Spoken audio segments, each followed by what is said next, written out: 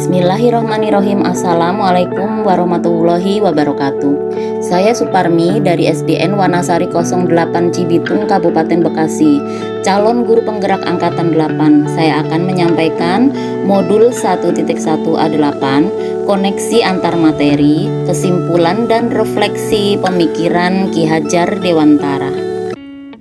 Seperti yang kita ketahui, Ki Hajar Dewantara adalah Bapak Pendidikan Indonesia yang lahir pada tanggal 2 Mei 1889. Pemikiran-pemikiran beliau tentang pendidikan antara lain semboyan ing ngarso sung tulodo, ing matyo mangunkarso, dan tuturi handayani itu sangat mempengaruhi perkembangan pemikiran pendidikan di Indonesia dari dulu hingga saat ini. Saya akan merefleksi diri saya melalui 3 pertanyaan berikut. 1. Apa yang saya percaya tentang murid dan pembelajaran di kelas sebelum saya mempelajari modul 1.1? Yang kedua, apa yang berubah dari pemikiran atau perilaku saya setelah mempelajari modul ini? Lalu yang ketiga, apa yang harus segera saya terapkan lebih baik agar kelas saya mencerminkan pemikiran Ki Hajar Dewantara? Kegiatan belajar mengajar sebelum mempelajari modul 1.1. Apa yang saya percaya tentang murid dan pembelajaran sebelum saya mempelajari modul 1.1?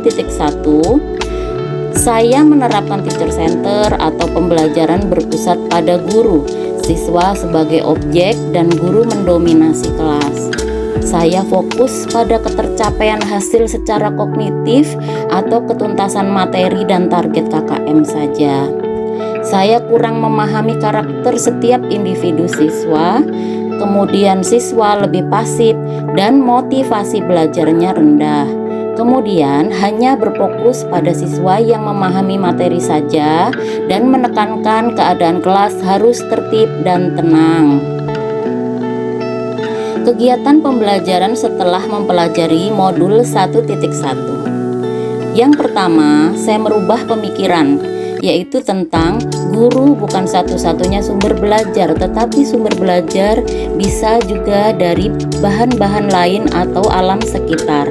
Lalu memberikan kebebasan kepada murid untuk berkreativitas, menuangkan ide-ide, bakat, dan minatnya masing-masing. Lalu menghargai setiap karakteristik belajar murid. Yang kedua, saya merubah perilaku saya, yaitu dengan mengemas pembelajaran dengan metode yang menyenangkan dan menarik sehingga meningkatkan motivasi belajar murid. Lalu memberikan kebebasan kepada murid untuk menuangkan ide-ide, kreativitas, bakat dan minatnya, serta memberikan fasilitas. Menuntun murid sesuai kodrat alam atau sesuai dengan bakat dan minatnya. Lalu berusaha lebih memahami karakter setiap individu murid.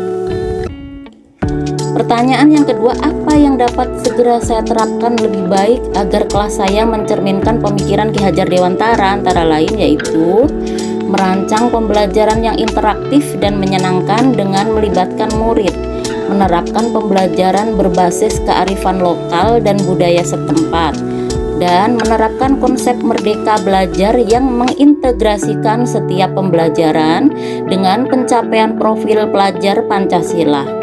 Selanjutnya, pembelajaran yang mengutamakan aspek budi pekerti dan pembiasaan senyum, sapa, salam, sopan, dan santun.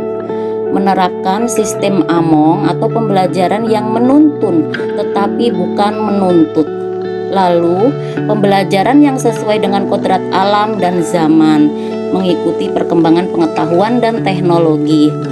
Kemudian, mengintegrasikannya setiap dalam pembelajaran itu melalui sebuah permainan-permainan yang menarik siswa. Ini kegiatan-kegiatan saya selama di sekolah. Dari semuanya tadi dapat disimpulkan, pendidikan adalah menuntun bakat minat anak sesuai bakat dan minatnya. Pendidikan tidak hanya dalam bidang akademik saja, tetapi perlu penanaman budi pekerti yang baik. Pendidikan sejatinya adalah berhamba pada anak. Jadi, mendidik dan mengajar adalah proses memanusiakan manusia, sehingga harus memerdekakan manusia dan segala aspek kehidupan, baik secara fisik, mental, jasmani, dan rohani. Demikian, semoga bermanfaat. Terima kasih. Wassalamualaikum warahmatullahi wabarakatuh.